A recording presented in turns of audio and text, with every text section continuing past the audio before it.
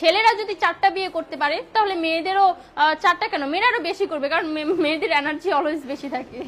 ছেলেরা যদি 4টা বিয়ে করতে পারে তাহলে মেয়েরা পারবে না কেন? অবশ্যই পারবে, কারণ নারী পুরুষ সমান অধিকার।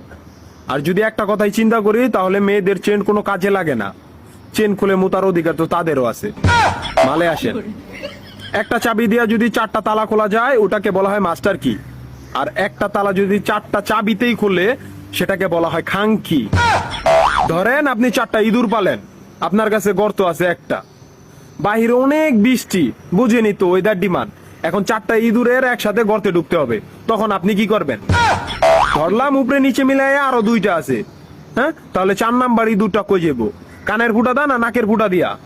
হ্যাঁ, তার মধ্যে মাসের মধ্যে 7 দিন থাকে লকডাউন। আমি মানি, আমি না শুধু সবাই মানে মেয়েদের অনেক পাওয়ার, মেয়েদের অনেক এনার্জি।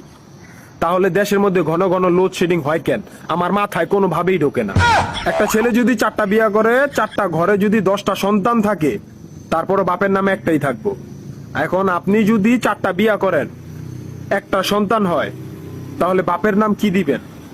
সলিমুদ্দিন, কলিমুদ্দিন, আনোয়ার, মনোয়ার, নাকি গড়ে মিলাইয়া জানোয়ার? আপনি কি নারী না ঢাকা শহরের লোকাল গাড়ি? 30টা সিট ফুল, 20 জন দাঁড়ানো, তারপরও বলে পিছনে সিট খালি, ওঠেন তাড়াতাড়ি, পিছনে সিট খালি, ওঠেন তাড়াতাড়ি। শুধু এই সমস্ত মেয়েদের কারণে পুরা নারী জাতির সম্মানহানি হয়। আমাদের উচিত সিটি কর্পোরেশনের কুত্তা মারার ইনজেকশন দিয়া এদেরকে মেরে ফেলা, যাতে এদের জন্য অন্য কোনো মেয়েদের কেউ খারাপ নজরে না দেখে। মারানি।